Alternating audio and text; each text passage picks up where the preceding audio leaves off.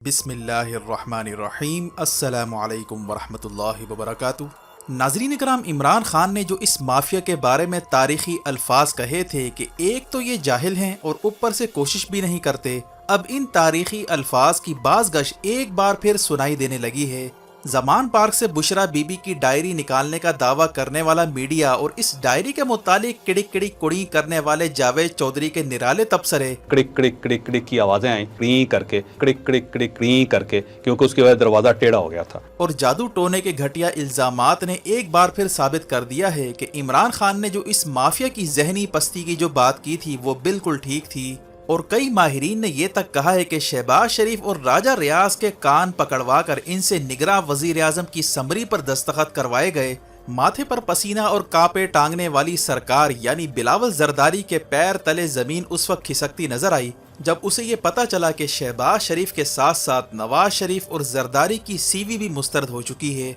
शहबाज शरीफ का एक दिन पहले ये कहना भी काम ना आया कि वो 30 साल से इस्टेब्लिशमेंट की आंख का तारा हैं, जिसका मतलब है कि जो खेल खित्ते में खेला जा रहा है वो इस माफिया के लेवल का नहीं है। बात बहुत आगे जा चुकी है। इस वक्त खित्ते में जो भयानक वाकयात शुरू हो चुके हैं और पाकिस्तान में तेजी से दहशतगर्दी के वाकयात की नई लहर शुरू हो चुकी है, इससे अंदाजा लगा सकते हैं कि ग्रेट गेम से पहले आलमी कुव्वतें इमरान खान को मंजरनामे से क्यों बाहर रखने पर बजिद हैं। अनवारुल हक काकड़ के निगरां वजीर आजम मुंतखब होते ही अचानक गवादर में चीनी इंजीनियर्स के काफिले पर हमला हो जाता है और बैनुल अक़वामी मीडिया पर कहा जा रहा है कि गवादर को ताइवान बनाने की कोशिश शुरू हो चुकी है। अमेरिका और चाइना की सीपैक पर लड़ाई का आगाज गवादर से होने जा रहा है। पाकिस्तान नेवी ने शमशीर बहर के नाम से जंगी मशकें भी शुरू कर दी हैं और मलेशियन नेवी के वफद की पाकिस्तान के नेवल चीफ से अहम मुलाकात भी हुई है। जबकि जो बाइडन ने 2024 के इलेक्शन से पहले इसराइल को तस्लीम करवाने के लिए अरब ममालिक से हंगामी राब्ते शुरू कर दिए हैं ताकि इसराइल को खित्ते के मामलात में इंटर करवाया जाए, क्योंकि फ़लस्तीन ने अब चाइना को आवाज़ दे दी है। और दूसरी जानिब भारतीय सुप्रीम कोर्ट में मकबूजा कश्मीर के मुतालिक समाअत होने जा रही है, जहां आर्टिकल 370 को हटाने से मुतालिक फैसला सुनाया जा सकता है। अगर फैसला कश्मीरियों के खिलाफ आता है तो पूरे खित्ते में हंगामा खड़ा हो सकता है। इसी तरह भारतीय रियासत हरियाणा समेत कई जगहों पर हिंदू इंतहा पसंदों की जानिब से मुसलमानों का माशी बाइकआउट करने की मुहिम चलाई जा रही है। इस पूरी सूरत हाल में इमरान खान को मंजरनामे से बाहर रखना ये कई कुव्वतों की तरजीह बन चुका है और सूरत हाल ये हो चुकी है कि इमरान खान को बदस्तूर छोटे से कमरे में बंद करके इन्हें जहनी टॉर्चर करने की खबरें दीगर जराए से आना शुरू हो गई हैं। और इस पर इस्लामाबाद हाई कोर्ट की जानिब से जो निराला फैसला आया है, इस पर माहिरीन सर पकड़कर बैठ गए हैं, क्योंकि इमरान खान को जेल में बुनियादी हुकूक देने और घर का पका हुआ खाना और साबिक वजीर आजम को इनका प्रोटोकॉल देने की बजाय अदालत पूरी रात गौर खोज करके इस नतीजे पर पहुंचती है और निराला फैसला जारी करती है कि इमरान खान को सिर्फ जाए नमाज और कुरान का नुस्खा फराहम किया जाए। और अदालत इमरान खान को घर का खाना और बुनियादी हुकूक से मुतालिक कोई फैसला जारी नहीं करती, जिस पर वकला और कई माहिरीन ने खदशा जाहिर किया है कि इमरान खान को जेल में अब संगीन खतरात लाहिक हो चुके हैं। वकला का कहना है कि इमरान खान से अब जाती दुश्मनी निकाली जा रही है और लंदन से माफिया ये कोशिश कर रही है कि किसी तरह इमरान खान की जेल के अंदर से फुटेज ली जा सके ताकि इस पर प्रोपेगेंडा किया जा सके। लेकिन इंतजामिया की सर तोड़ कोशिश के बावजूद इमरान खान की परेशानी वाली फुटेज नहीं मिल पा रही। इमरान खान बदस्तूर जेल में चट्टान की मानंद हौसले के साथ मौजूद हैं।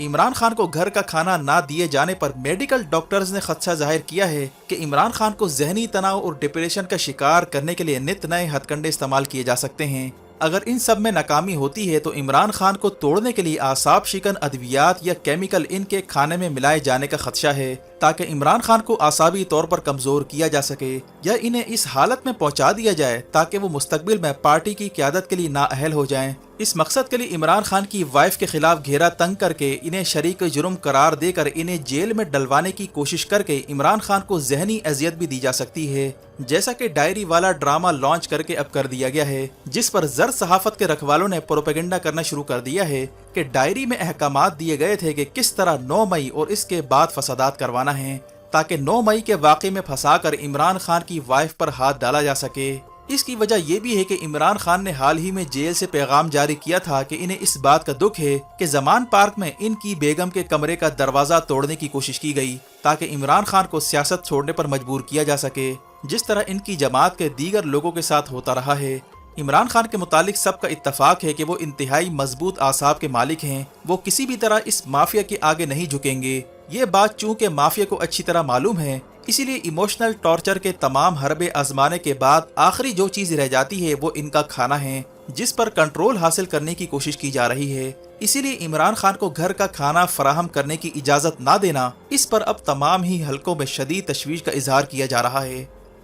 اس صورتحال میں نون لیگ کی جانب سے یہ کہا جا رہا ہے کہ نواز شریف کو لندن سے اسلام آباد لانے کا منصوبہ ہے، جہاں سے اسے بائی روڈ لے جا کر ایک مومنٹم کریٹ کرنے کی کوشش کی جائے گی۔ لیکن سائفر پوری دنیا کے سامنے آنے کے بعد پی ڈی ایم کا الیکشن میں ووٹ کے بل پر اقتدار میں آنا اب ناممکن ہوتا جا رہا ہے۔ ملک بھر کی عوام کو پتہ چل چکا ہے کہ سائفر میں اصل پیغام کیا تھا، اور عمران خان کو اسی سائفر کے حکم نامے کے تحت جیل میں رکھنا ضروری ہو چکا ہے، کیونکہ اگر جیل سے باہر عمران خان آ جاتے ہیں اور الیکشن لڑتے ہیں تو عمران خان دوبارہ اقتدار میں آ سکتے ہیں، جو کہ سائفر کے حکم نامے کے خلاف ہے۔ یہی وجہ ہے کہ سائفر کے منظر عام پر آنے کے بعد بجائے اس پر تحقیقات ہونے کے، عمران خان پر مزید سختیاں شروع کر دی گئی ہیں۔ عمران خان کے وکیل شیر افضل کے بہنوئی کے پراسرار قتل کے بعد اب ہر طرف چیمہ گوئیاں شروع ہو چکی ہیں کہ عمران خان کی وکلا کو نشانہ بنانے کی کوشش کی جا رہی ہے، تاکہ عمران خان کا مقدمہ کوئی وکیل نہ لڑ سکے۔ اور جو اس وقت دہشت گردانہ واقعات ملک بھر میں شروع ہو چکے ہیں، اور جس طرح عالمی قوتوں کی انٹری خطے میں کروائی جا رہی ہے،